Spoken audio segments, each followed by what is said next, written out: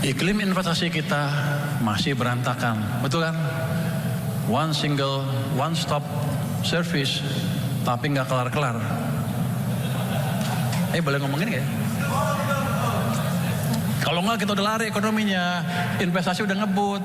Sekarang kita sama Vietnam kalah, sama Thailand kalah, sama Singapura kalah, sama Malaysia kalah dalam hal menarik investasi. Kemarin Nvidia baru pilih Johor dibanding Indonesia. Kita kalah, kita mesti betulin. Gimana cara memperbaiki iklim investasi? Orang kan bilang, oke, Pur, kau perbaiki di atas kertas, undang-undangnya gimana ini. Ya, kalau di atas kertas, semuanya pasti bagus. Kalau saya panggil anak buah saya di Kementerian Keuangan, ada hambatan enggak? Enggak ada, Pak. Keluhan ada? Enggak ada, Pak.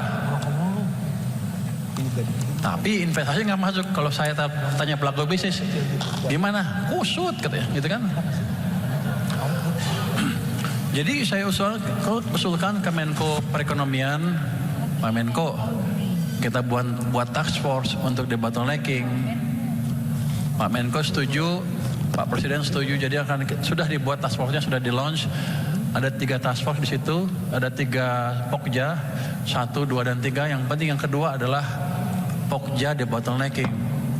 Di situ bapak-bapak, ibu-ibu, para pelaku bisnis, kalau ada hambatan di bisnis Anda bisa lapor dan kami akan sidangkan seminggu kemudian. Saya udah memutuskan mengalokasikan waktu 1 hari penuh untuk memimpin sidang debottlenecking. Kenapa saya so berani? Saya pernah punya pengalaman debottlenecking di Menko sebelumnya, di Menko Perekonomian, Maritim, dan Polhukam. 3 Menko. Saya wakil ketua tim debottlenecking sama Pak Yasona Lawli ketuanya. Kita dari 2016 sampai 2019 menyelesaikan 193 kasus investasi berhubungan dengan investasi sebesar 894 triliun rupiah. Cuman kita nggak pernah ke media. Makanya investasi kan dipindah ke maritim. Karena kita jago. Ke depan kita akan perbaiki itu sehingga nanti iklim bisnis akan kita perbaiki secara bertahap langsung dari lapangan. Nanti dari situ kita betulin peraturannya. Bukan dari peraturan ke lapangan, dari lapangan ini ke peraturan nanti. Jadi teman-teman nanti kalau ada masalah bisnis, lapor ke tempat saya. Nanti saya umumkan besok mungkin lapornya kemana. Nanti akan kita bereskan.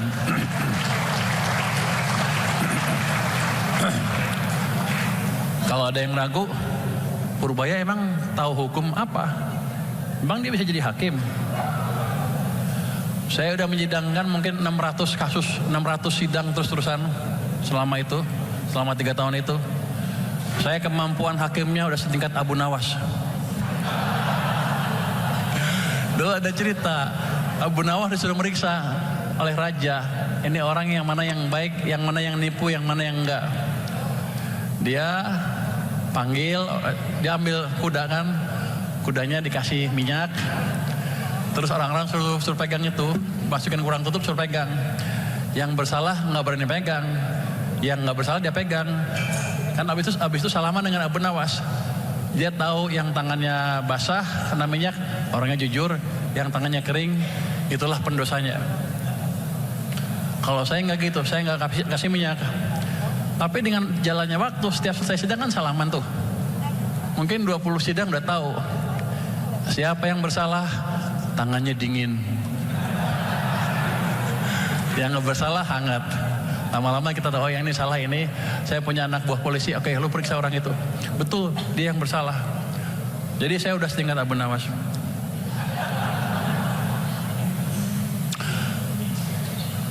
Iklim investasi, kalau kita perbaiki iklim investasi, apa otomatis para pengusaha domestik bisa berjaya? Enggak. Kalau kita tidak lindungi pasar domestik kita. Saya selalu bilang kan, kita nggak usah takut dengan global uncertainty. Kenapa? Tiap tahun selalu ada global uncertainty, nggak bisa kita kendalikan. Ngapain kita pusing-pusing? Kita fokus dengan domestic demand yang menyumbang ke ekonomi sekitar 90%. Kalau saya jaga domestic demand, maka ekonomi kita nggak akan apa-apa walaupun global hancur. Anda pasti bilang, Purbaya tukang tipu. Nggak, saya nggak nipu.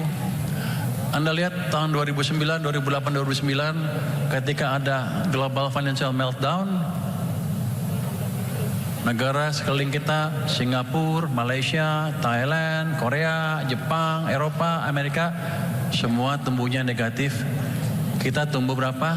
4,6%. Hanya kita, Cina, dan India yang tumbuh positif pada waktu itu. Kenapa? Karena kita perhatikan domestic demand. Caranya apa? Kalau 1998 bunga naik, 2008-2009 bunga diturunkan. 1998 IMF kebijakannya kencangkan ikat pinggang. Sekarang kita waktu itu ya ekspansi fiskal. Jadi selama kita jaga domestic demand, ekonomi kita bagus. Tapi kalau domestic demandnya dikuasai asing, buat apa? Yang untung ya pengusaha-pengusaha asing. Jadi langkah saya selanjutnya adalah apain? Saya jaga border kita dari barang-barang ilegal. Kalau kemarin kan ribet. Kemarin kan ada ribut-ribut apa? Thrifting. Gua nggak peduli thriftingnya. Pokoknya yang baju bekas ilegal masuk kita tutup. Nanti habis itu baja. Bentar lagi. Habis itu sepatu, habis itu yang lain-lain. Jadi kita jaga domestic demand, domestic market untuk teman-teman pengusaha. Tapi nanti kalau udah sukses, jangan lupa bayar pajak. Kan sama-sama senang. Jadi basically kita ingin tumbuh 6, 7, 8% nanti ke depan. Waktu Pak Prabowo bilang tumbuh 8%, target tumbuh 8%, semua orang kan ngetawain, ya nggak mungkin. Saya sih waktu itu belum di sistem ya, masih di luar. Saya bilang, ya emang susah. Tapi kalau kita mau jadi negara maju, kita harus tumbuh double digit selama 10 tahun lebih. 8% masih belum double digit, tapi itu satu awal langkah ke arah sana. 8 masih terlalu rendah malah. Jadi langkah awal itu 8%. 8. Jadi dengan langkah ini saya harapkan tahun depan kita bisa tumbuh 6, tahun depannya lebih cepat lagi. Harusnya 4 tahun, 5 tahun lagi udah kelihatan tuh 8%-nya bisa kecapai apa enggak. Seandainya nggak capai 8%, dapat 7 juga udah lumayan. Tapi saya pikir dengan tadi strategi fiskal moneter jalan, mesin pemerintah jalan, mesin swasta jalan, domestic market dijaga dengan betul, iklim investasi diperbaiki,